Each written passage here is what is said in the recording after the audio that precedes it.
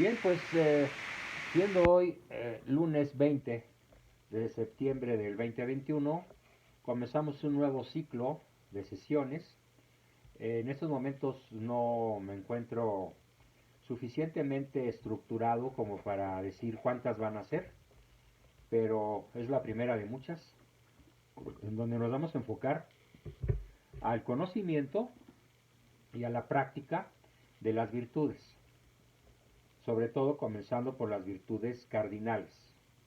Sin embargo, como una introducción a esta cuestión de las virtudes, necesito plantear algunos modelos, algunos paradigmas, para que se pueda entender con mayor facilidad qué es lo que sucede cuando las personas nos debatimos entre el bien y el mal. Siguiendo aquellas famosísimas palabras de San Pablo de por qué hago el mal que no quiero, el mal que detesto, y por qué dejo de hacer el bien que tanto quiero. Y termina diciendo, ¿quién me librará de esta esclavitud? Bueno, ya sabemos que el único libertador en ese sentido, pues es nuestro Señor Jesucristo. Eh, con esta idea, necesito plantearle al grupo el procedimiento que vamos a seguir para poder aterrizar en nuestra vida cotidiana como personas virtuosas, sin dejar de vista, sin perder de vista, que es un constante mejorar, es un constante luchar, no es algo que se corona, no es algo que se culmina, excepto con la muerte. Como te pesque la muerte, hasta ahí llegaste. Pero mientras estés vivo, no se termina el proceso de pasar del concepto teórico de lo que es alguna virtud a la aplicación práctica de la misma. Claro, mientras hay vida hay esperanza. Sin embargo, en este combate yo le voy a pedir al grupo que aplique un concepto muy importante respecto de varios asuntos.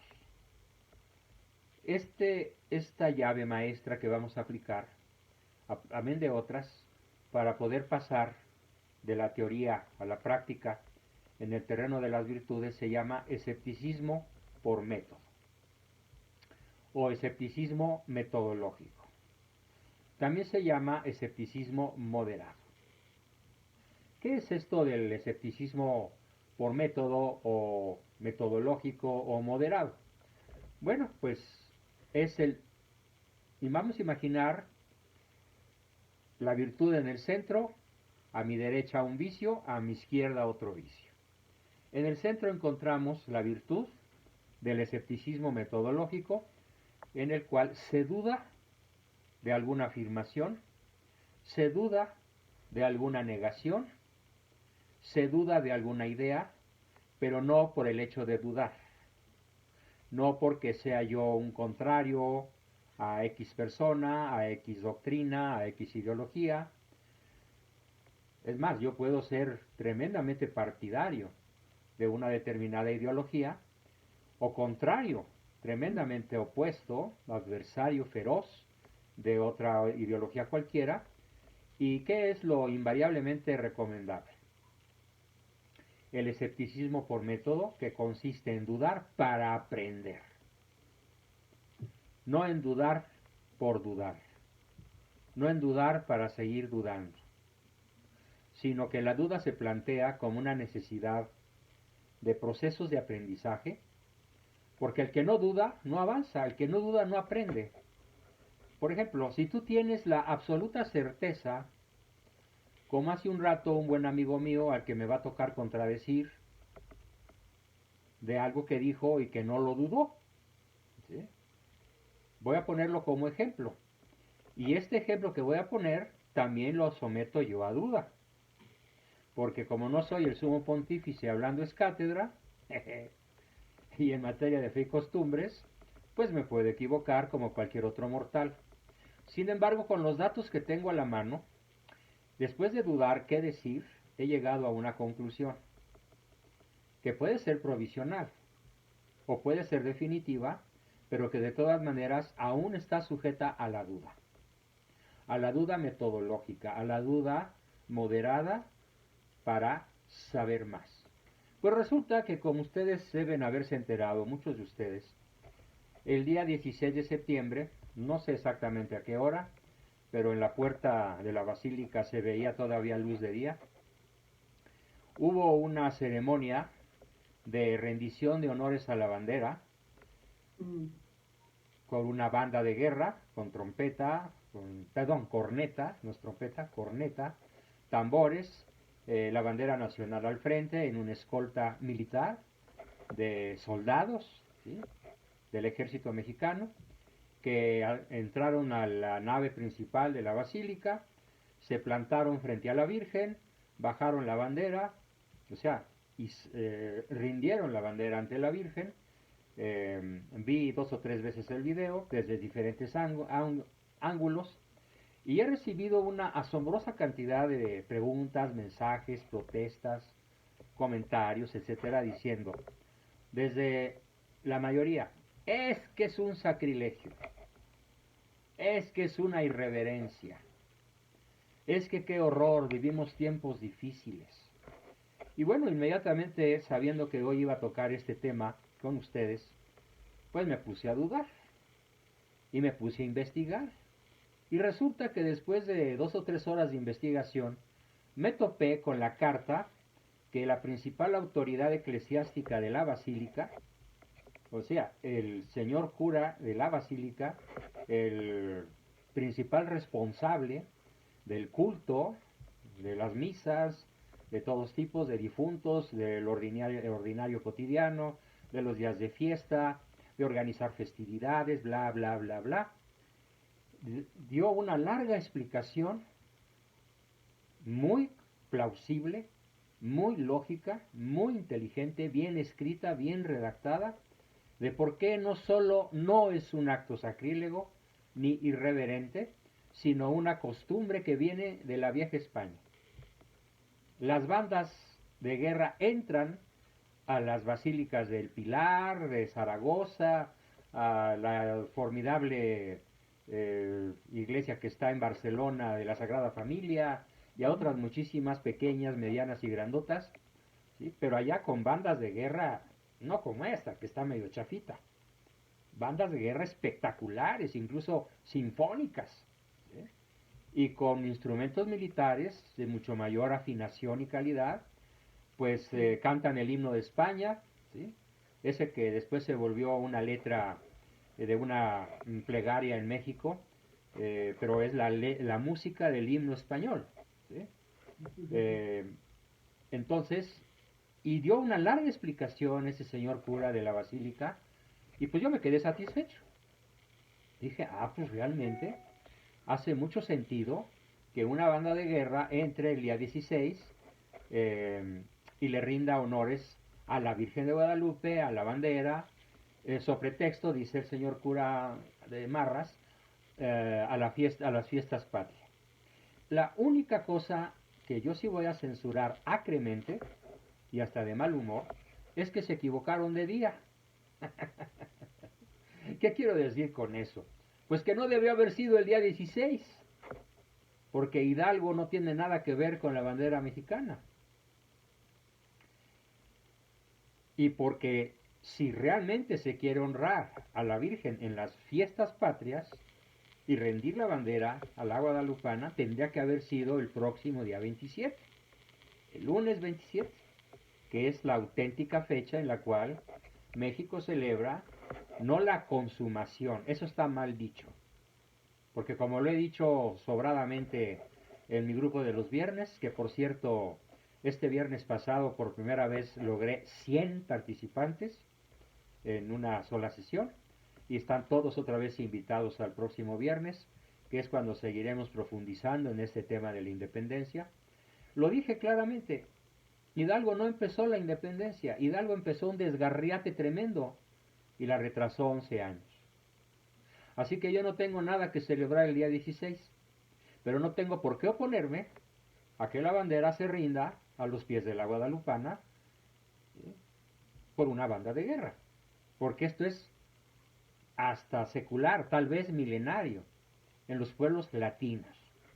También lo hace Francia, también lo hace Italia, ¿sí?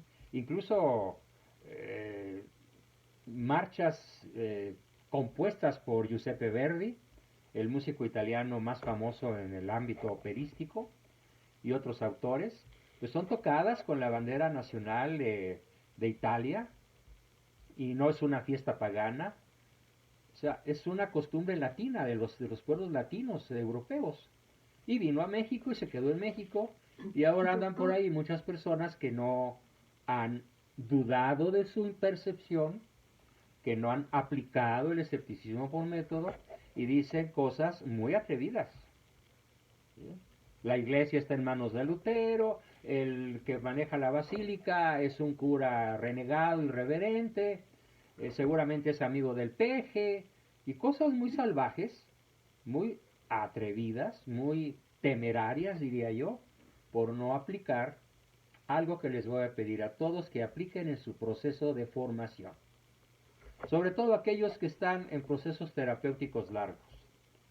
No solamente estudiando los lunes, sino en procesos más profundos, después de haber realizado algunos, 20, 30 de ustedes, me refiero a todos los grupos, alguna evaluación individual, que a partir de mañana se van a estar entregando, eh, individual o familiarmente, pues más que nada a ellos, sobre todo, bueno, a todos, pero sobre todo a ellos les recomiendo que de cualquier asunto que quieran opinar, de cualquier asunto que quieran dar a conocer, duden metodológicamente.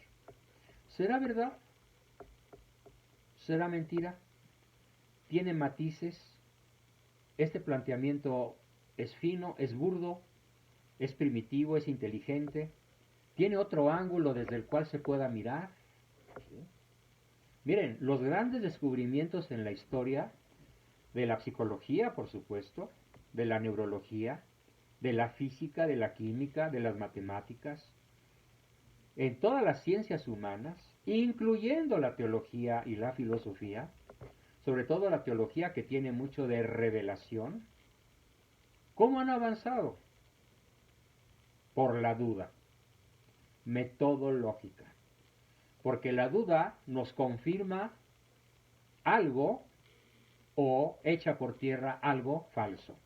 O confirma algo que creíamos saber, pero del cual no estábamos tan seguros, o incluso pudiéramos haber estado absolutamente seguros, y sin embargo era falso.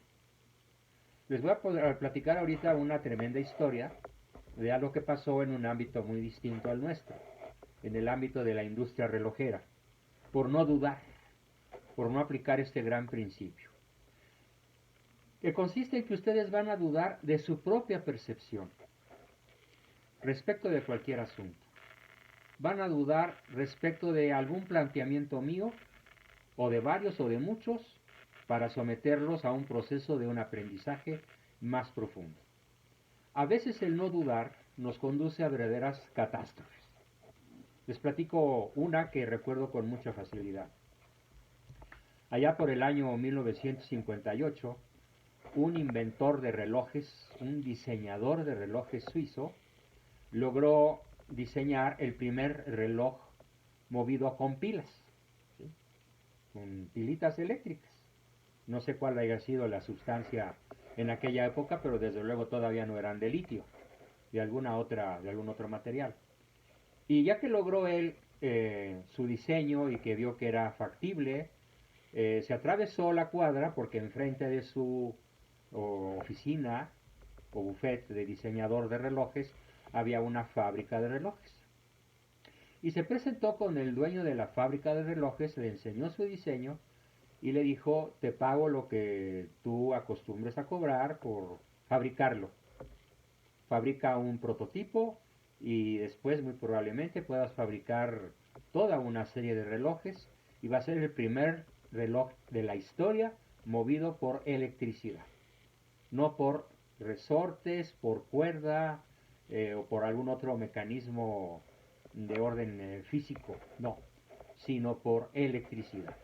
Y entonces el fabricante se quedó con el reloj una semana o un poco menos o más días, lo analizó, llamó al diseñador y con cara de enojo y de vinagre echado a perder le dijo, ¿sabes qué? Esta cochinada, no sé cómo se diga en suizo, esta porquería no es un reloj, así que no te lo voy a fabricar. Pero ¿cómo que no es un reloj? Claro que lo es. Mide el tiempo con una precisión mayor que los que tú has fabricado hasta ahora. Pues no tiene resortes, no tiene alambritos, no tiene cuerda, no tiene rondanas, no tiene ruedas con aristas. No te lo fabrico. Vete con tu invento a otra parte a ver quién te pela con esta porquería. Y llegó a su casa pues llorando de tristeza, pero pues su esposa se enteró y su esposa le dijo, oye mi amor, te propongo algo. Tenemos por ahí unos buenos ahorritos, ¿por qué no nos vamos a Japón? Se lo planteamos a un fabricante japonés, ¿sí? Porque este es un invento que va a mejorar a la humanidad, ¿sí? Y a ver qué dicen los japoneses. Bueno, pues ni tardo ni perezoso, el marido terminó los trámites necesarios para irse a Japón. Se fueron los dos, llegaron con un japonés, se quedó fascinado el japonesito con el reloj movido con electricidad. ¿Y qué creen que pasó en 1960? 2 años después del diseño, el reloj oficial para cronometrar las Olimpiadas como con un nivel de precisión que nunca antes se había logrado, con centésimas de segundo, era la marca Seiko. Seiko, japonés, midió, cronometró las Olimpiadas, pero eso no fue lo más divertido. Quebró toda la industria relojera suiza, de milenios atrás. Antes del año 1000 los suizos ya fabricaban relojes. Pelas, casi desaparece. Hasta que se pusieron a fabricar relojes de cuarzo movidos por electricidad, por pilas. ¿Sí? O relojes movidos por luz solar. ¿Sí? Entonces, ¿qué sucedió? Pues perdieron millones y millones y millones, incontables cantidades de dinero. Muchísimas familias tradicionalmente pudientes se entraron a la ruina. Docenas de miles de empleados perdieron su trabajo por muchos años. ¿Por qué? Porque alguien no sabía dudar de su propia percepción. Así que a lo largo del proceso en el cual ya muchos están avanzados, algunos otros apenas están empezando, la duda metodológica nos va a evitar parecernos a la industria relojera suiza y quebrar. Así que de la mejor manera, con la mayor honestidad, aprendamos a dudar. ¿De qué? Pues de una opinión, de un hecho, de un resultado. Claro, hay cosas que no se pueden dudar. ¿Sí? No podemos dudar de que 2 por 2 son 4, no podemos dudar de que todo efecto tiene una causa o principio de causalidad suficiente, pero justamente las dudas de Platón sobre Sócrates lo hicieron a Platón en cierta forma mejor que a Sócrates. Y las dudas de Aristóteles sobre Platón y Sócrates hicieron de Aristóteles un maestro de filosofía mucho mejor que los dos anteriores. Y las dudas de Santo Tomás de Aquino hicieron de este santo extraordinario un mucho mejor filósofo que el mismo Aristóteles. Y actualmente los grandes filósofos como Lonergan, como Jacques Maritain del siglo pasado y otros de su nivel, también dudaron para poder, ¿qué? Aprender. Es mi primer gran recomendación. La duda para aprender. La duda para saber más. La duda para reafirmar algo que ya creíamos saber y resulta que sí, que siempre sí es verdad. Oh my God. Por ejemplo, yo creía que alguna autoridad de la basílica había autorizado los honores a la bandera en el interior del atrio del templo, no del atrio, de la nave del templo.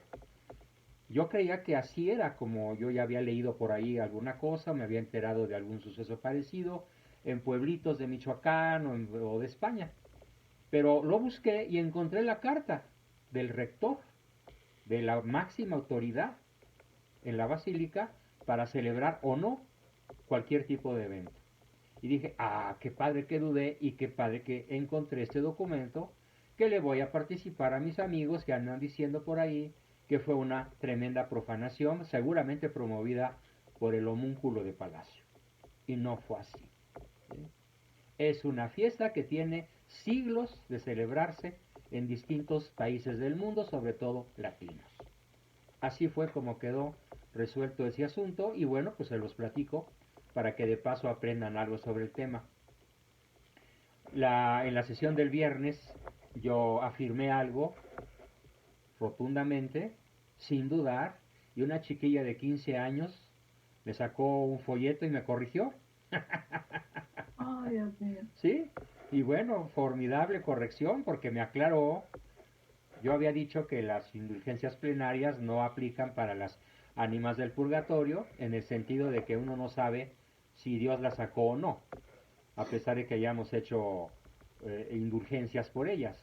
Pero me sacó un folleto del Vaticano donde afirma que en efecto, aunque no sepamos si sí salió o no, sí se puede ofrecer Ujú, indulgencias plenarias por las ánimas benditas del purgatorio. ujú. ¿Sí?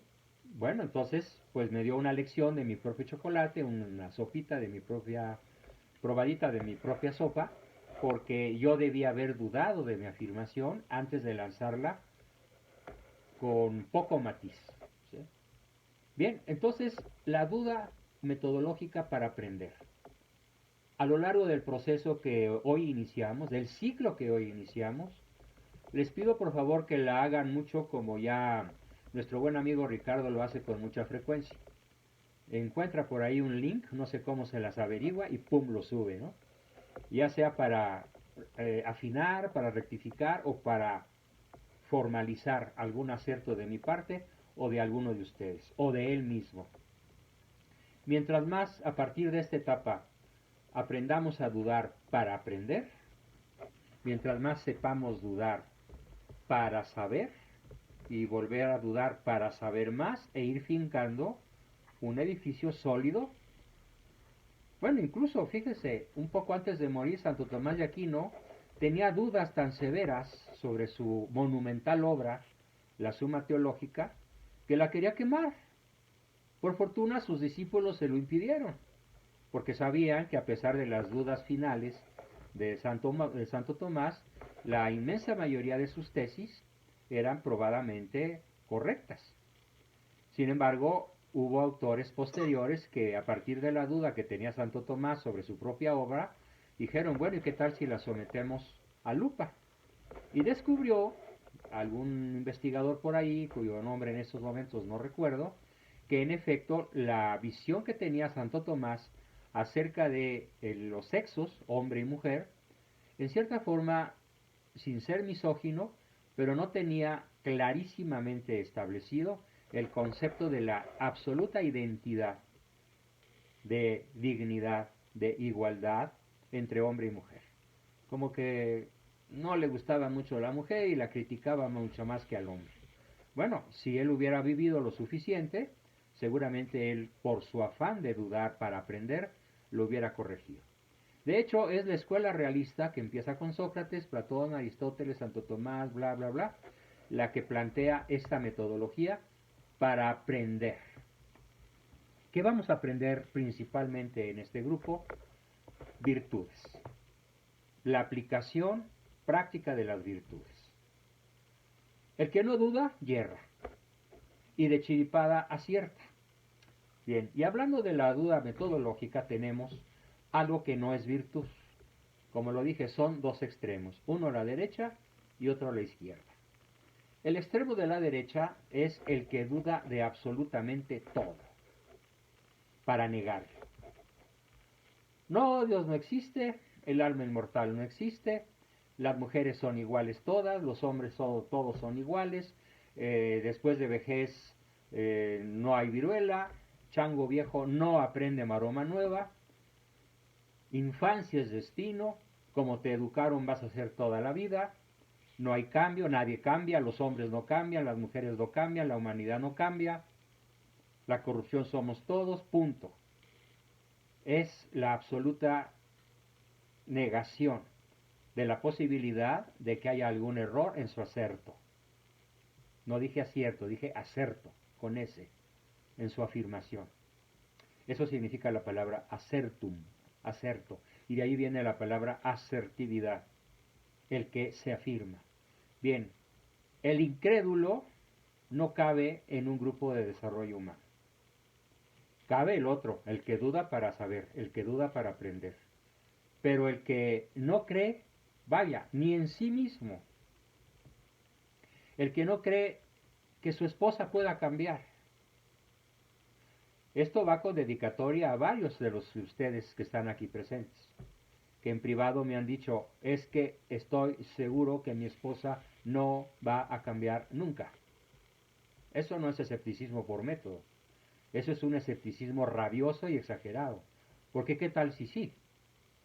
A ver, nada más piensen. Quien hubiera conocido a San Francisco de Asís en su juventud antes de convertirse. Quien hubiera conocido a San Pablo en su etapa de perseguidor de cristianos antes de ser tumbado del caballo. Quien hubiera conocido a la mujer adúltera del Evangelio antes de toparse con Cristo. Quien hubiera conocido a infinidad de hombres y mujeres famosos y santos de la historia antes de su conversión. Por ejemplo, quien hubiera conocido durante toda su vida a Jean-Paul Sartre y hubiera afirmado, este se va a ir al infierno, este nunca va a cambiar sus tesis, este está condenado en vida, es imposible que deje de pensar como ateo. Y media hora antes de morir, se convirtió. Pidió la confesión, comulgó y seguramente que se fue al purgatorio y todavía está ahí, pero se salvó, porque murió convertido. No podemos afirmar, mi esposa nunca va a cambiar, porque estás cometiendo un pecado gravísimo de temeridad, de juicio. Tu juicio es temerario. O al revés, mi marido nunca va a cambiar, es un borracho consuetudinario y con su itinerario. No, espérame. El Señor lo puede tumbar del caballo en una borrachera de esas. Es que mi hijo es un necio de antología y nunca va a cambiar. Tu hijo a los 25 años tiene 25 años, 30, 70 para cambiar. No conviene hacer afirmaciones tan rotundas negando la posibilidad del justo medio del escepticismo por método. Y del lado izquierdo tenemos otro vicio, que es el que se traga todo tal como se lo cuenta. El ingenuo, el tragaperras, el que se traga enteritas ruedas de molino, considerando que una rueda de molino puede llegar a medir varios metros de diámetro. Pues se las traga, quién sabe cómo le hace, pero van para adentro. Entonces, entre los tres enunciados, la ingenuidad, las anchas tragaderas, el escepticismo por método y la incredulidad extrema, tenemos tres entidades y la única que nos va a servir para avanzar en la dirección deseada es la duda para aprender, la duda metodológica para saber más de lo que hoy sabemos. Bien, esa es la primera gran recomendación que nos va a acompañar a lo largo de un largo ciclo en el cual vamos a estar revisando la forma de llevar a la práctica el concepto virtuoso y volverlo una experiencia cotidiana.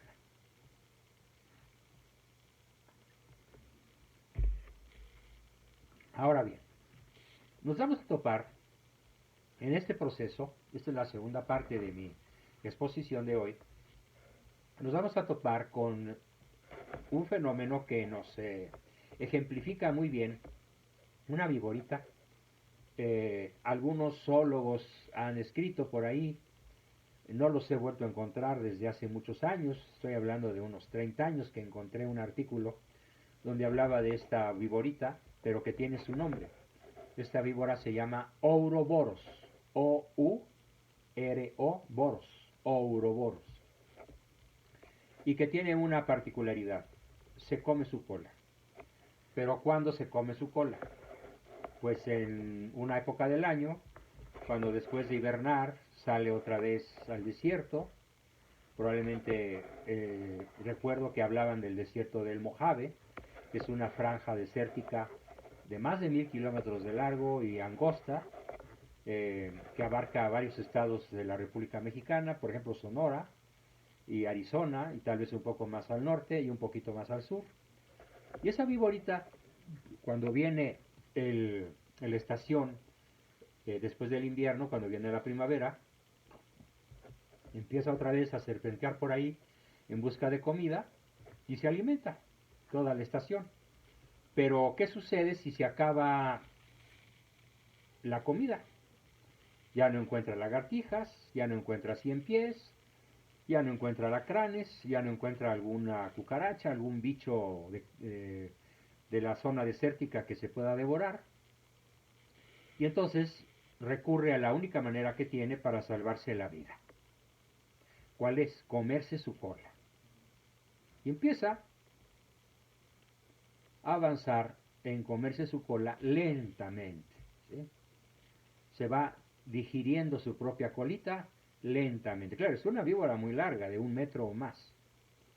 Y aquí lo interesante es, ¿qué va a suceder si la víbora termina la estación de escasez de comida campirana y en una de esas da un mordisco a su hígado, a alguna arteria importante, da un mordisco a su corazón, a sus pulmones, porque tiene pulmones y corazón, hígado y algún otro órgano por ahí, eh, y entonces esa mordida es la última que da y se muere.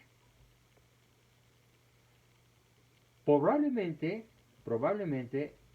esa especie sobrevive porque la mayoría de las viboritas que hacen esto no se alcanzan a comer, obviamente hasta la cabeza, sería imposible, y tampoco se comen hasta el hecho de lacerar, mayugar, herir, perforar algún órgano importante, algún órgano vital. Se quedan tal vez 1 milímetro antes o un pedacito antes y no llegan hasta el extremo de perforarse una víscera, un órgano importante para seguir vivas.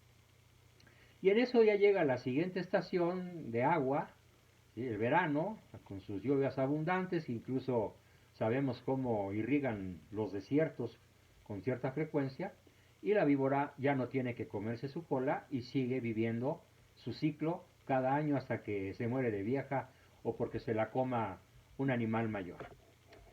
Bien, Doctor, pregunta. doctor, algunas víboras tienen la capacidad de reproducirse, regenerar esa Sí, parte. esa víborita regenera su cola, en Ajá. efecto. Entonces es una forma de reciclaje. Es una especie de reciclaje, ¿no?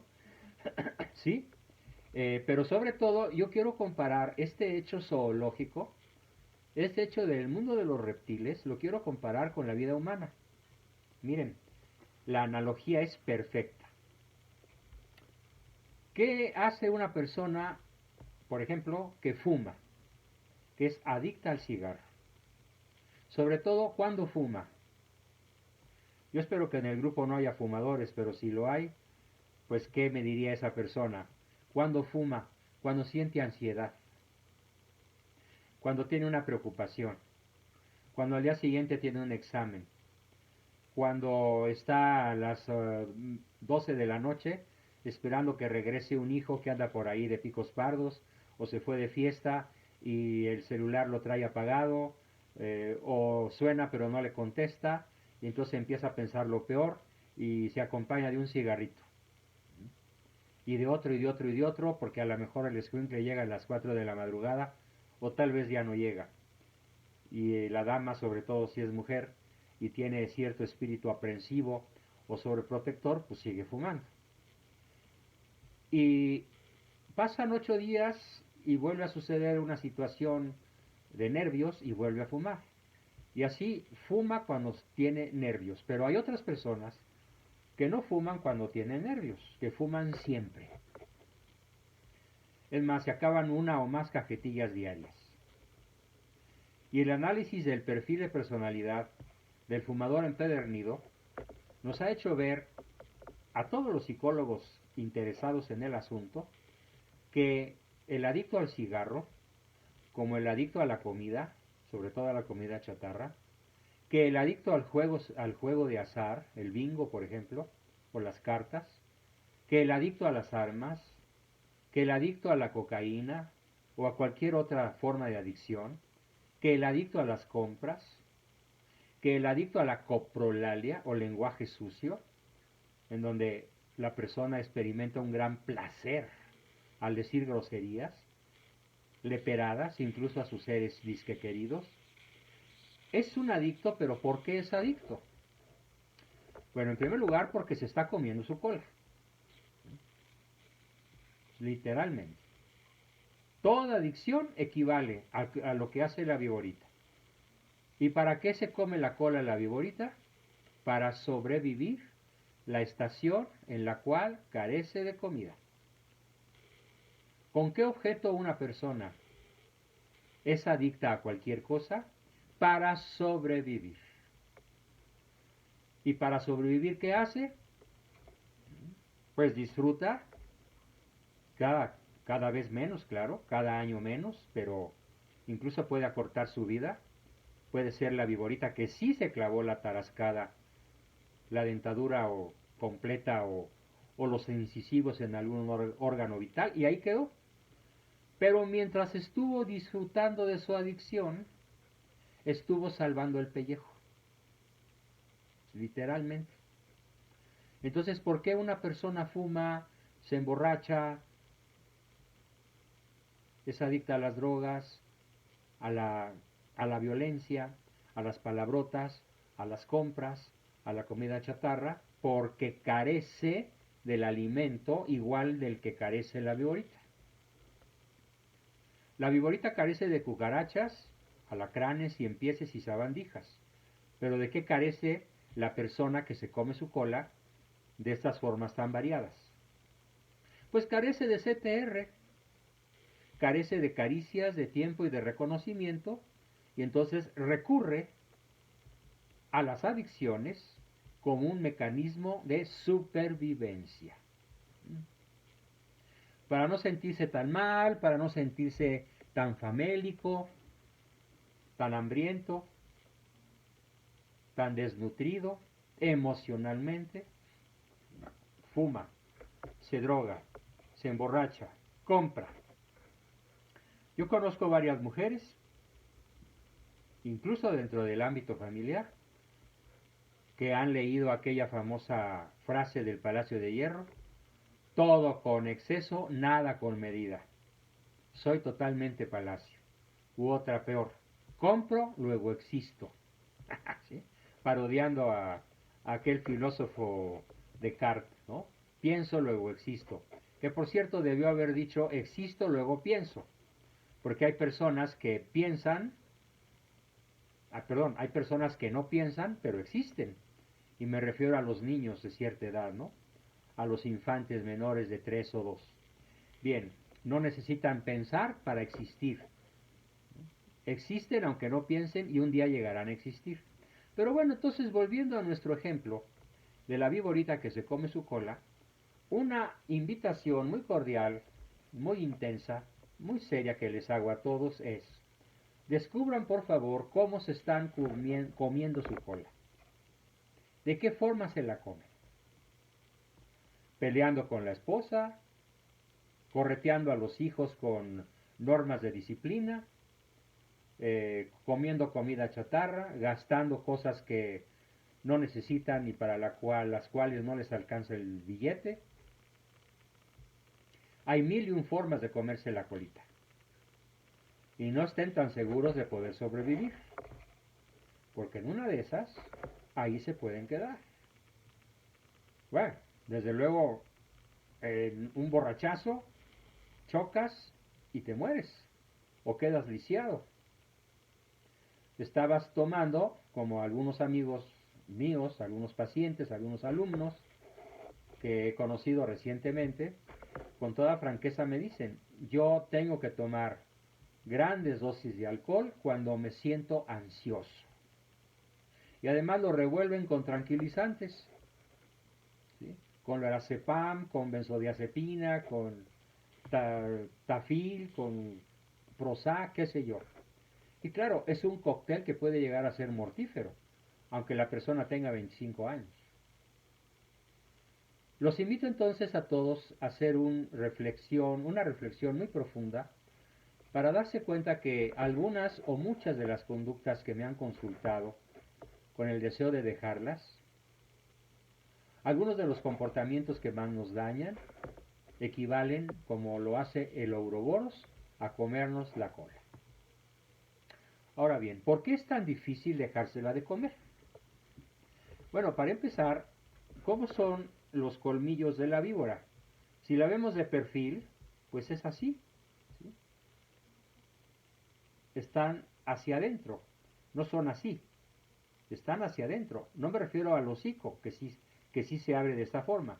Me refiero a los colmillos que tienen una forma retráctil. Y entonces imagínense el desgarramiento si le sacamos la cola a la víbora. Tiene que ser regurgitada por ella cuando ya ve o ya percibe que hay alimañas por ahí que puede comer. ¿Cuándo nosotros podríamos intencionalmente dejarnos de comer la cola? Cuando percibimos que en nuestra vida algo importante ha cambiado, o que algo importante podemos hacer para cambiar, y que podemos, al practicar ese escepticismo por método, podemos observar en mí, en mis hijos, en mi cónyuge, que sí se pueden dar cambios, acerca de los cuales yo tenía un escepticismo extremo, una incredulidad absurda, una incredulidad exagerada, para comenzar a nutrirme de las caricias, del tiempo y del reconocimiento que probablemente puedan empezar a llegar de afuera. Entonces, sacarnos la cola, dejar de hacer aquello que hacemos para sobrevivir, es tremendamente desgarrador, tremendamente doloroso, difícil y complicado. Pero recuerden la definición de locura que ya alguna vez di. Locura es hacer siempre las mismas cosas con la intención de obtener un resultado diferente. Pues no. Si sigues haciendo las mismas cosas, el resultado va a ser exactamente el mismo que a lo largo de toda tu vida. Así que por mero escepticismo por método, por mero escepticismo moderado, acepten mis propuestas de hacer ciertas cosas que nunca antes habían hecho, practicando el escepticismo por método. No les pido que me crean a ciegas, les pido que prueben la metodología que vamos a estar exponiendo para que, con un enfoque distinto, desde una perspectiva opuesta, contraria, distinta a la que siempre hemos tenido, podamos abordar los problemas y encontrar con más probabilidad de éxito una solución.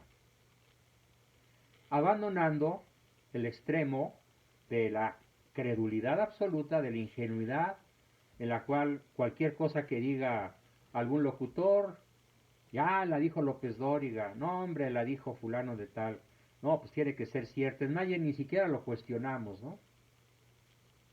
Como el hecho de que nadie se cuestiona que el 16 de septiembre es una fecha de luto, es una fecha en la cual deberíamos execrar la memoria de Hidalgo, no honrarlo. Honrarlo cuando lo fusilan arrepentido, ahí sí, como lo expliqué el viernes pasado, que a eso dediqué la sesión, a la historia del arrepentimiento del cura Hidalgo. Pero execrarlo en su tremenda matazón de docenas y docenas, tal vez de cientos de miles de personas, que él lanzó a la muerte con una revolución que además no quería la independencia, sino hacer pasar a México y todas las colonias de España, los dominios de España en América Latina, a la corona inglesa y al dominio norteamericano. Y como nadie duda, pues nadie aprende. Entonces, la duda metodológica nos va a acompañar en este maravilloso proceso de convertirnos en mejores personas. Ya me platicarán sus dudas. Hay dos maneras hay varias maneras de plantearlo. Un correo electrónico, un texto privado a mi chat personal, un texto escrito en el chat del grupo, ¿por qué no? Para que otros se enteren de cuál es mi duda y a lo mejor de esa manera ayudo mucho a otras personas. Una llamada telefónica, si yo la puedo aceptar, la aceptaré con mucho gusto. Si no, te diré, escríbeme, ando de viaje, estoy ocupado, la agenda está encimada, pero búscame a tal hora. El hecho es que puedan plantear sus dudas. Queda abierta la discusión para este planteamiento que nos va a llevar al aprendizaje. Y de esa manera vamos a encontrar la forma de ir soltando la colita que tenemos, chom, chom, chom, chom, metiéndonos en la chompeta, metiéndonos en la boca y que sabe a gloria, porque cuando menos nos mantiene vivos. Hay veces que una sola persona puede tener varios vicios, varias formas de comerse la cola. La pereza, la gula, la envidia, la soberbia, la codicia, todas juntas. No es que tenga 5 colas, es que la cola le sabe a esas 5 cosas, ¿no? Bien, entonces mis queridos amigos, pues esta fue la exposición del día de hoy y como siempre comenzamos con una buena sesión de preguntas, aportaciones, dudas y por qué no, me di cuenta que así me como mi cola. A ver si hay algún valiente que lo reconozca y si no, pues yo seguiré poniendo ejemplos. Bien, adelante entonces, ¿quién quiere comenzar?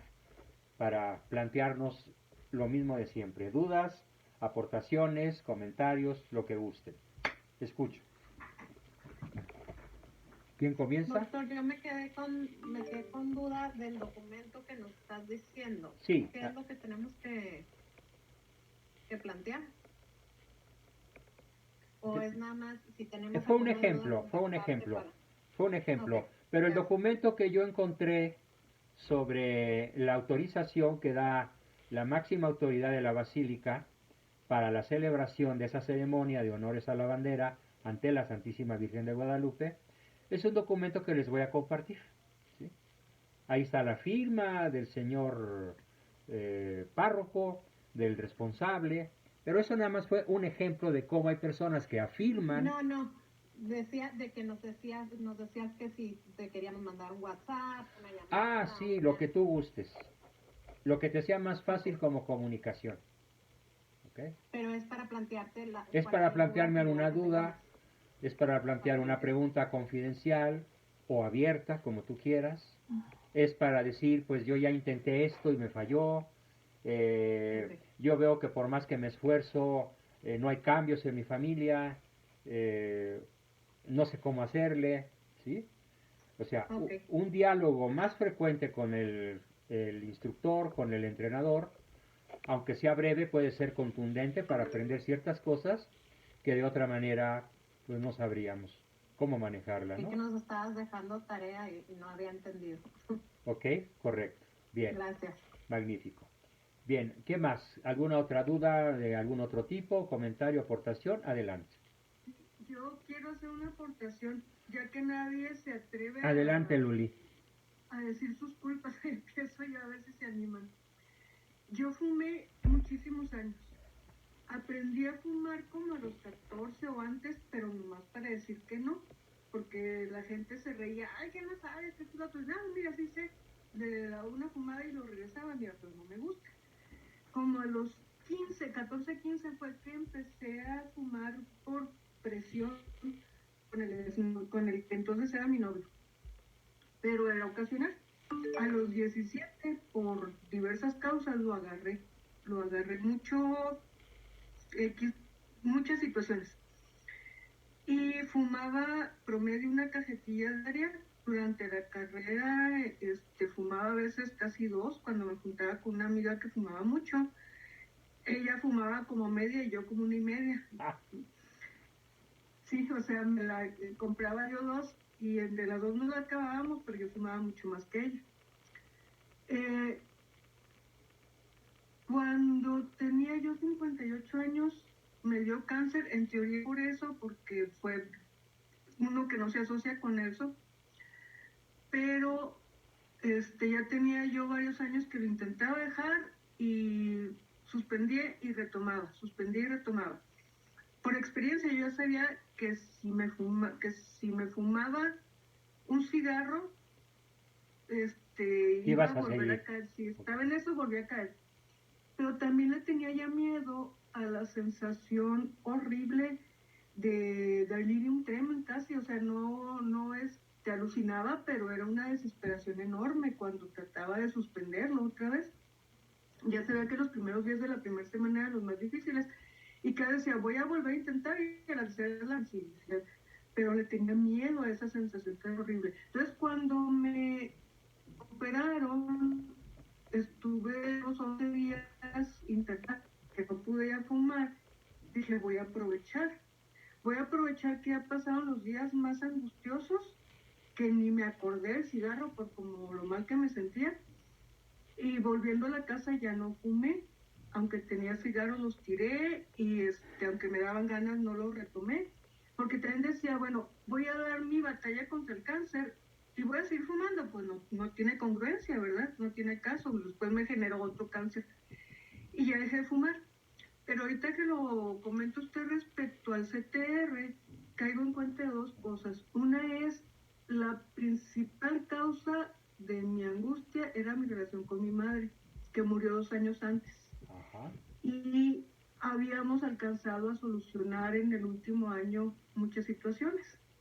Entonces, esa situación desapareció, pero yo había seguido fumando porque ya se había hecho un hábito de que cualquier estrés, una deuda, un X, lo fumaba, era lo que recorría ante el estrés. Y aparte, pues ya tenía yo dependencia física real, ¿verdad? Sí.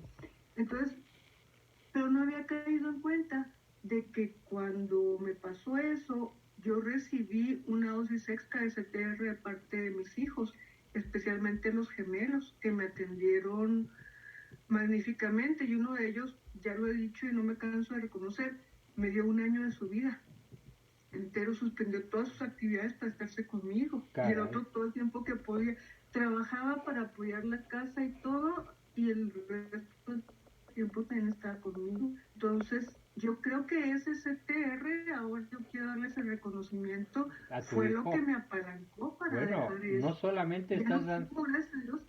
Uh-huh. magnífico testimonio, nos estás abriendo un campo de autoconocimiento a todos formidable, ¿no? Porque estás Sí. certificando como hecho real que fueron las caricias, el tiempo y el reconocimiento de tu hijo lo que te Uh-huh. permitió sacarte la cola, Exactamente, que se sí. llamaba cigarro, ¿no? Sí, sí, y a veces me Sí. da tentación todavía, ya menos cada vez, pero de Imagínate que repente pones sí. uno detrás de otro todos los cigarros que te fumaste en tu vida. Ups. Son kilómetros Sí, de muchos. cola. ¿Sí? Sí, de hecho. Sí. Y con las fechas que a mí me dio, también le dio cáncer a otro compañero, ex compañero, y nos juntamos varios compañeros cuando estábamos en la etapa de recuperación. Nos juntamos en Parral a cotorrear y todo, y él empezó a fumar otra vez. Él había tenido un cáncer de estómago y era el segundo porque de ¿Sí? joven tuvo otro cáncer. Entonces le digo, ay Roberto, no puede ser que vas a volver a fumar. Y estaba ahí su esposa y decía, yo ya le dije, yo ya no me voy a cansar. No más uno. Le digo, no Roberto, es que cuando uno es como el alcohólico y tenemos que reconocerlo. Me tomo uno, me fumo Y uno te y sigues. voy a estar otra vez. ¿Para qué? Para Pero pues morirte. bueno, sí, entonces no, yo dije yo no. Ahí muere el cigarro, yo no. Formidable. Gracias, Maravilloso. Gracias por tu testimonio, Luli. Muy gracias, valioso, muy didáctico para todos. Y Roberto gracias. levantó la mano, que nos participas, nos preguntas, qué sé yo. Sí, buenas noches. Hola. Tengo una pregunta con respecto a este pensador que se llama Jacques Maritain. Jack He Maritain. escuchado, Sí. he escuchado que se menciona varias veces y por lo que veo hay dos versiones, una positiva como que es un pensador católico, pero por otro lado también he escuchado una versión de que tuvo contribuciones negativas. No sé si fue porque hubo un antes y un después. Claro, él es un converso. Ok, Ya era filósofo con su esposa Raisa Maritain y es muy distinto el Jacques Maritain antes de ser católico que ya católico. Sí, son dos etapas muy diferentes de su vida, ¿no? Y por esa razón algunos se quedan con la finta del Maritain antes de su conversión y no conocen al Maritain posterior a su conversión, que es un católico extraordinario. ¿Sí? Es uno de los pilares de la filosofía católica desde el siglo XX, ¿no? Te lo aseguro. ¿Sí? Bien, espero que eso conteste tu pregunta. Gracias, Robert. Muy bien. ¿Quién más quiere preguntar, contribuir, aportar, dudar, qué sé yo? Adelante. Buenas noches. Diana. Sí, algo que yo tengo duda, o algo que estamos viviendo, no muy actual, la adicción al celular. Pero mi pregunta es, La adicción al celular.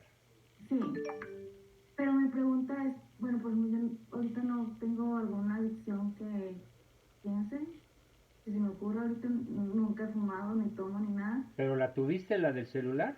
No, no, o sea, yo me pregunto es, por ejemplo, ¿cuándo se considera una adicción al celular? Porque, por ejemplo, el celular es mi despertador, es mi fuente de noticias, porque ya no veo la tele, es mi fuente de comunicación con mi familia, porque estoy en Estados Unidos, mi familia está en México, o sea, como que lo uso para muchas cosas, pero tampoco, o sea, no quiero, sé también que es una línea muy delgada, el usarlo para todo lo que lo usamos y el que se convierte en un vicio. Mira, es un vicio cuando te pones a naufragar en la red. ¿Sí? Es decir, cuando empiezas a picar aquí y allá en sitios que no te aportan conocimientos, no te aportan un buen ejemplo, no te aportan buenas experiencias, no te aportan nada.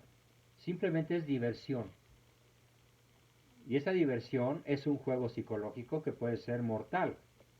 Al grado de que en Estados Unidos, en abril del año pasado, Donald Trump declaró problema de sanidad pública el abuso del celular entre adolescentes y jóvenes. A ese grado. Porque no lo usaban y no lo usan para estar en contacto con sus padres y maestros, para aumentar sus conocimientos sobre las materias del currículum escolar, no lo usan para jugar ajedrez, no lo usan en realidad como lo que es, como un instrumento tecnológico al servicio del bien, la verdad, la belleza y la unidad. Lo usan como un instrumento placentero, como un instrumento incluso para tener acceso a la pornografía, ¿sí?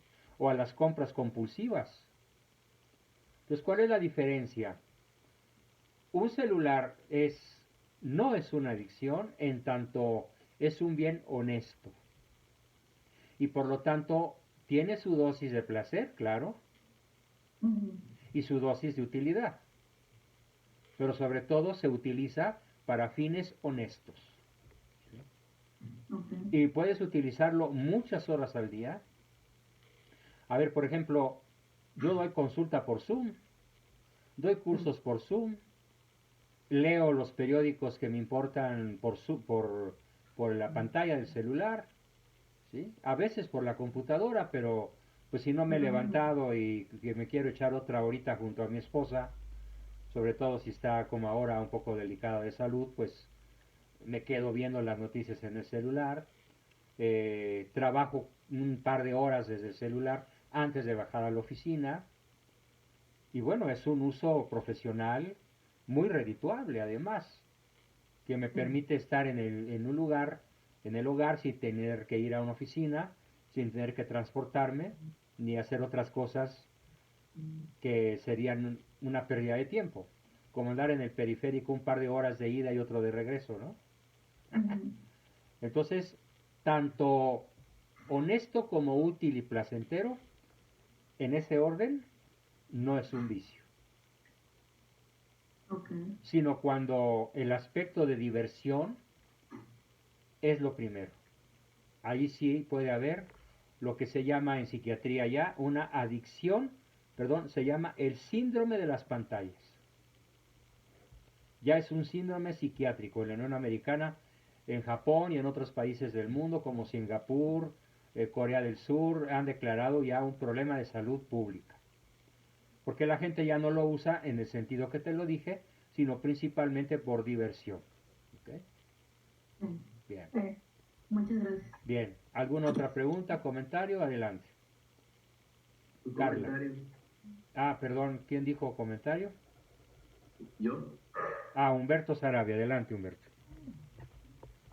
simplemente para abonar a la respuesta de usted, a ver si también este podría ser un criterio también para saber si tenemos un vicio con el celular.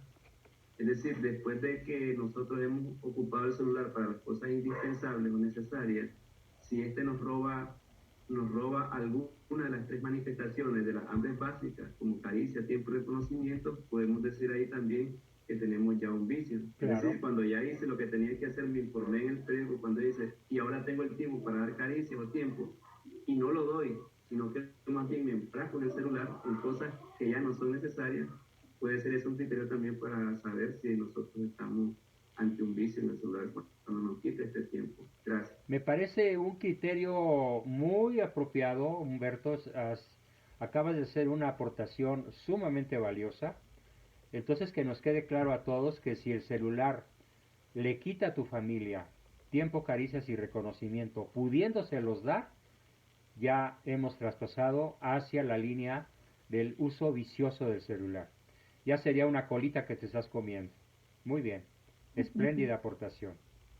¿Quién más quiere participar? Tenemos a Carla y luego ya. Yo Carla. también, respecto a esto de las pantallas, voy a haber visto por ahí una persona en internet que, por ejemplo, los niños, pues que sí es muy malo permitirles pues tener celular o iPad, ¿verdad?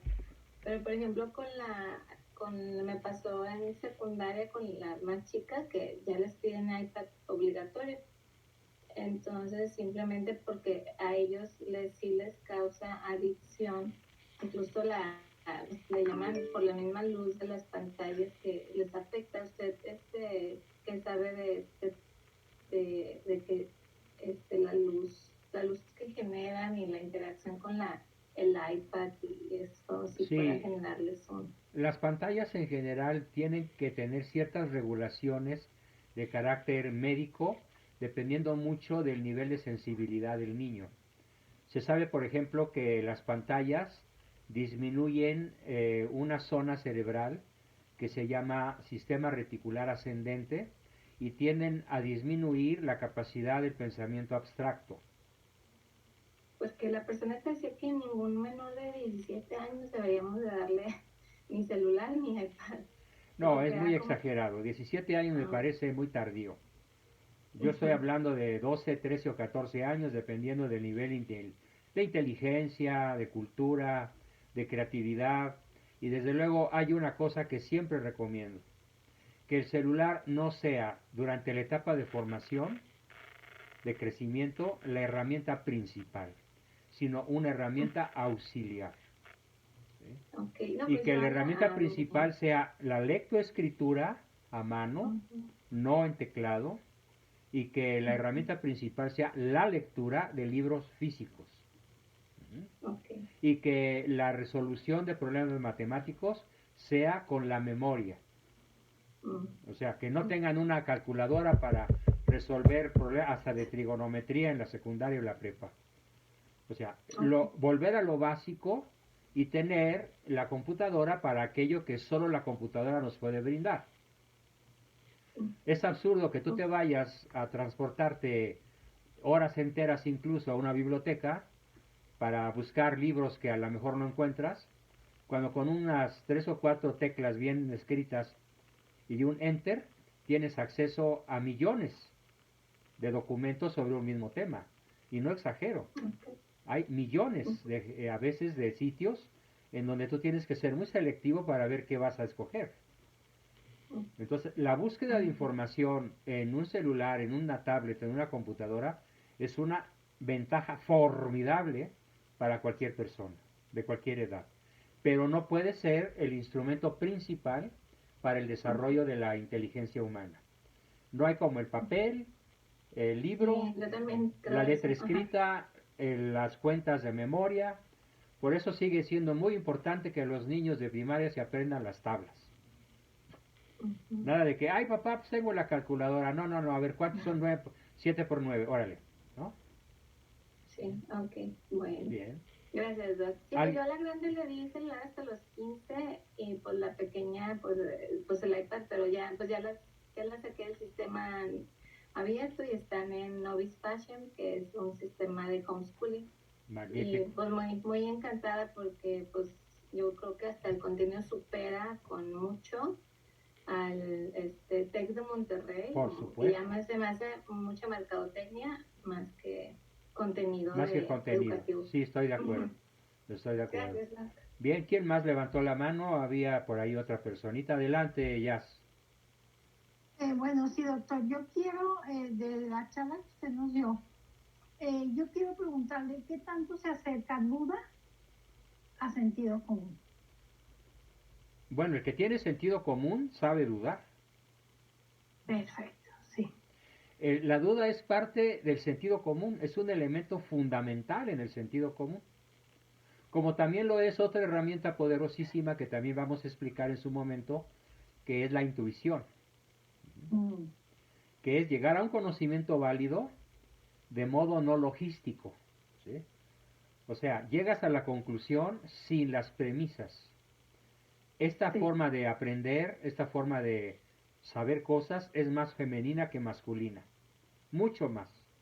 La mujer, por razones incluso de conformación cerebral y de sistema nervioso, utiliza más la intuición que el varón. Y el varón utiliza más la lógica, pero entonces el varón es más lento que la mujer para concluir cosas, ¿no? Sí, una segunda pregunta. Una parte que usted nos habló de que hay gente que dice, mi esposo no va a cambiar. Ese es un Mi hijo paradigma no va a cambiar. absurdo y cae en el vicio de la incredulidad. Exacto. Entonces, una de las partes que yo más invito a las personas que practiquemos es no esperes que él cambie, cambia. Cambia tú y él cambia. Exacto, porque si tú cambias, vas a generar un cambio maravilloso en tu hogar.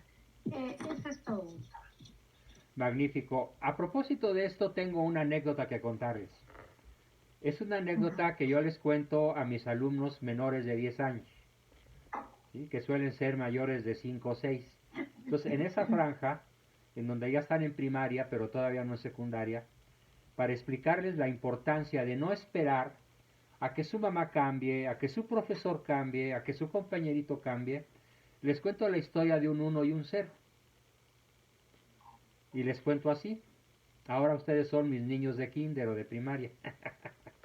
Por un momentito. Una vez, queridos niños, llegó a mi consultorio un 1 caminando.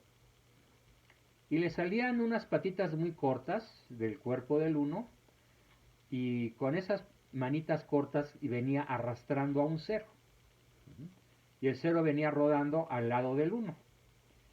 Y me dijo el 1, oiga, doctor Abascal, quiero hacerle una consulta. Sí, cómo no, ¿cuál es su consulta, señor 1? Pues mi consulta es, ¿cómo le hago para convencer a este necio, terco, 0, que se cambie de lugar? Porque como la gente nos ve acomodados con el 0 a mi derecha, nos lee 0-1. Y yo quiero valer 10. Pero para valer 10, necesito que el 0 se cambie de lugar y se ponga a mi izquierda. Y entonces cuando la gente me lea, va a leer 10. Y le dije, oiga señor 1, ¿y por qué usted no empieza? Usted cámbiese de lugar, muévase a la izquierda del 0 y usted valdrá 10. Ah, pues sí, ¿verdad? Si uno se mueve, vale 10. Y se movió y valió 10. Y no le cobré la consulta. No. ¿Por qué? Muy Porque me bueno, llevó medio doctor, minuto, gracias. ¿no? Entonces, si uno se mueve, vale 10. Si uno intenta convencer al cero, hay un absurdo del que muy poca gente se da cuenta. Díganme, por favor, cuál es el valor numérico del cero. ¿Perdón? ¿Cuál No es el escuché la valor pregunta. numérico del cero? ¿Qué representa un cero? Perdón. La nulidad. Un cero es la No. representación de nada. El- Entonces, ¿a quién quería convencer al ser el 1 al 0? ¿A quién quería Pues de convencer? nada. A un ser que no existe, más que Exacto. simbólicamente. El 0 vale cuando está a la derecha de un número, ¿sí? Sí, a la Cualquiera. izquierda no vale Pero el nada. 0 por sí mismo no vale.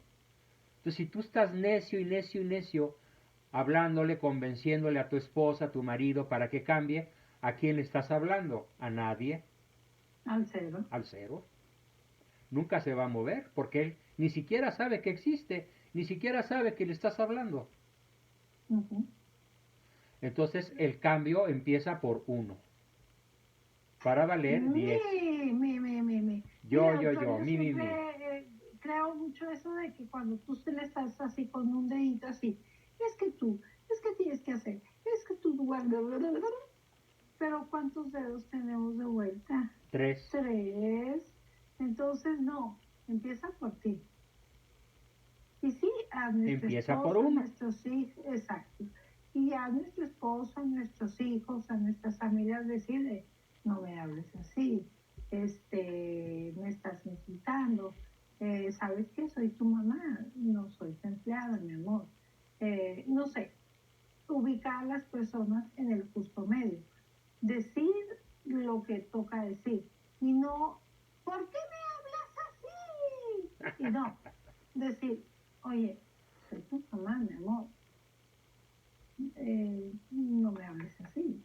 Pero siempre recordarles, soy tu mamá, soy tu esposa, soy la ama de casa. O sea, Yo lo único que no sentido diría, común. soy el que paga las cuentas, porque eso sería restregarle algo al otro. Claro, pero sobre todo ubicar a las personas de que O como le dijo verás, un papá que conozco a uno de sus niños, pues mira, no vas a tal universidad porque yo soy tu papá y soy el que paga la colegiatura. Pésimo recurso. ah, Claro. terrible. No dudó de decírselo. Espero que ahora ya con mi comentario, si es que anda por ahí, lo haga yo dudar. Dios quiera. Dios Sí, quiera. estamos dejándonos guiar por Dios nuestro Señor y usted lo está usando como un instrumento. Yo soy un instrumento para sembrar la duda y aprender. Aprender. Muy bien. No, solo podemos decir y hablar con la verdad. Solamente hablar con Y les recuerdo una cosa en vista de los tratamientos, entre comillas, que estamos por empezar. Mi escuela realista, la que yo fundé con el nombre de Escuela Mexicana de Psicología Realista, no maneja un modelo de enfermedad. Yo no tengo pacientes, yo tengo alumnos. Como yo soy un entrenador, no tengo lisiados, tengo atletas. Entonces, mis atletas, mis alumnos, mis entrenandos, ¿sí? Es un concepto muy diferente al cual le vamos a aplicar estos procesos de aprendizaje que se centran en aprender a sacarnos la cola y aprender a dudar. ¿Sí? Y el No aprendizaje comernos la a sacarnos la cola es muy desgarrador, es muy doloroso. Sobre todo cuando partimos del paradigma de tú no vas a cambiar. Doctora Abascal, mi esposa no va a cambiar. ¿Qué colota tienes metida en tu bocaza? ¿Sí? Porque hasta lo dicen a veces con gusto, es que mi esposa no va a cambiar. Lo cual reafirma la posición paranoide. Yo soy el muchacho chicho de la película Gacha. O sea, yo soy el bueno y ella es la mala. Tú eres la mala. lo cual es un paradigma y queda roto con las conversiones innumerables de muchas de las peores personas que en el planeta han existido. Este es un concepto fundamental. Además, repito otro de orden teológico. Y a las personas que piensen esto de que mi esposa no va a cambiar, le digo, tómala para que aprendas. ¿Por quién vino Cristo dicho por él mismo? Yo vine por los pecadores. Hay más alegría en el cielo por un pecador que se convierte que por 99 justos que lo siguen siendo. Bien, yo estoy leyendo aquí un párrafo escrito por nuestro buen amigo Ricardo Méndez Ángel y le voy a pedir a Ricardo, todavía andas por ahí mi buen Richard, que nos lo leas por favor, el comentario referido a Gertrude Elizabeth Anscombe. Adelante por favor Ricardo, enciende tu micrófono y con tu voz fuerte platícanos quién fue esta mujer que demuestra muchísimo de lo que aquí estamos diciendo. Elizabeth Anscombe fue una filósofa inglesa, ya murió, realmente ahorita no recuerdo cuándo murió, pero su trabajo estuvo muy centrado en alrededor del siglo XX. Ella fue criada como anglicana, conforme fue estudiando filosofía, se hizo primero agnóstica, luego atea, y ella, una mente brillante. Una mente, no brillante, brillantísima. Es de las mentes filosóficas más grandes del siglo XX. Ella profundizó y poco antes de sacar su doctorado en filosofía, se rindió ante el catolicismo y dijo, es que la única respuesta válida ante la vida es el catolicismo. Ya no estamos hablando del cristianismo.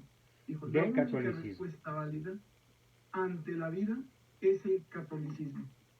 Se convirtió y ella, ahorita no recuerdo en qué universidad estaba, ella llegó a ser la mera de filosofía de esa universidad y fue tal su impulso, ella convencía mucho, ella fue, estoy seguro que quienes han oído algo de filosofía han oído mucho de Wittgenstein, de los famosos dos Wittgenstein.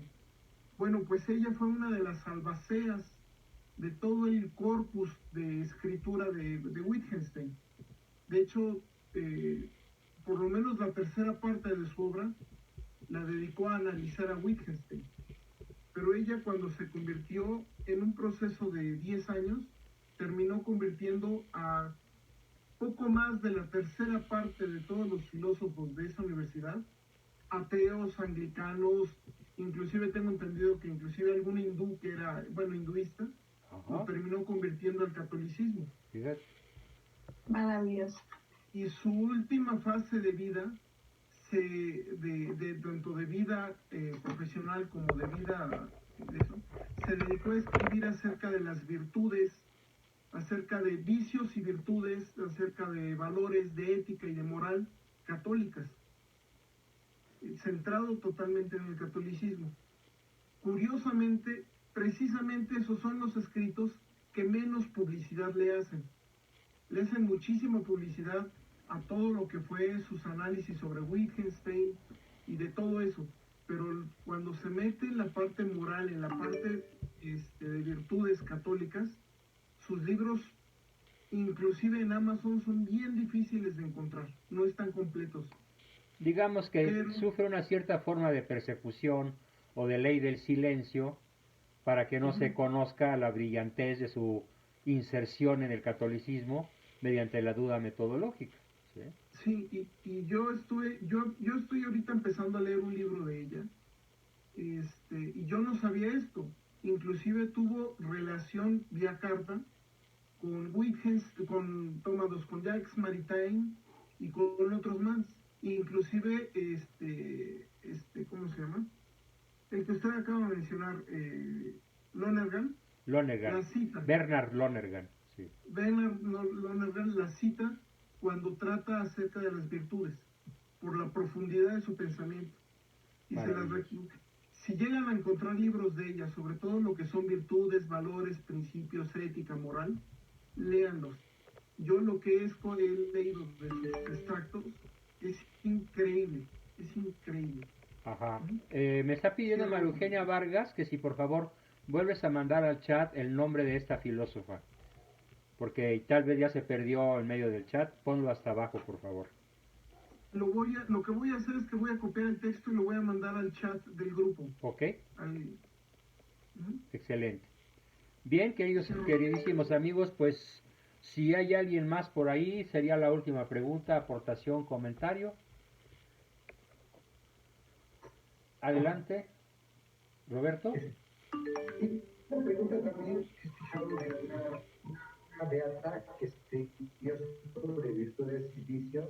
No sé si han escuchado de ella, se llama Carmen Armida Cabrera. Carmen Armida Cabrera. Conchita Cabrera de Armida. Conchita Cabrera de Armida. Beata. También dicen que escribe un libro sobre vicios y virtudes y vicios. Sí, si bien ella no es filósofa, ella es una mística. ¿Sí? No es que desconfíe yo de los místicos, sobre todo católicos. Sin embargo, yo siento que eso es ya como muy posterior. Prefiero comenzar por los fundamentos psicológicos, por los fundamentos más adelante filosóficos, y para los que gusten, pues ahí tenemos una gran colección de místicos, ¿no? Incluso extraordinarios clásicos mundiales como San Juan de la Cruz o Santa Teresa de Ávila, que serían las cumbres del pensamiento virtuoso, ¿ok? Bien, pues muchísimas gracias a todos. Hoy estoy muy afectado por la neuritis postherpética. Me quisiera seguir, pero la verdad es que ya el cuerpo me pide reposo, me pide horizontalidad para poder dominar hagan de cuenta que es un hierro candente que ahorita más que todo el día traigo aquí metido en el sobaco, así que pues me pesa tener que terminar unos minutos antes y no regalarnos 10-15 minutos más como suelo hacerlo a veces. Pero recuerden, están todos invitados y apúrense a llenar la sala porque los lugares se acaban el próximo día viernes 24 a las 8 de la noche, una hora antes de lo que es los lunes, para el homenaje que yo, desde esta tribuna, voy a rendir a don Agustín de Iturbide. ¿Ok? Roberto, don Ricardo. Un comentario. Hay una mística que ha sido declarada doctora de la Iglesia por su precisión, y ella habla también mucho acerca del proceso de los vicios y del pecado. Ella todos sus escritos no solamente han sido aprobados por la Iglesia, sino que inclusive han sido analizados filosóficamente y se les ha encontrado perfectos. Y ella dijo, esto me lo dictó Jesucristo.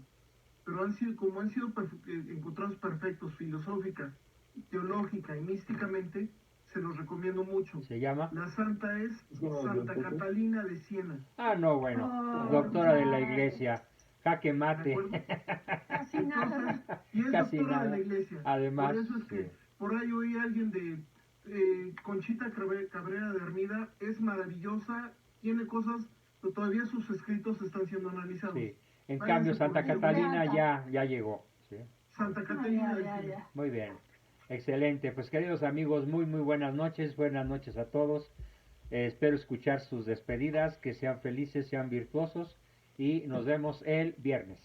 Buenas noches. Buenas noches. Adiós a todos, muy buenas noches. Hasta pronto. Dios los bendiga.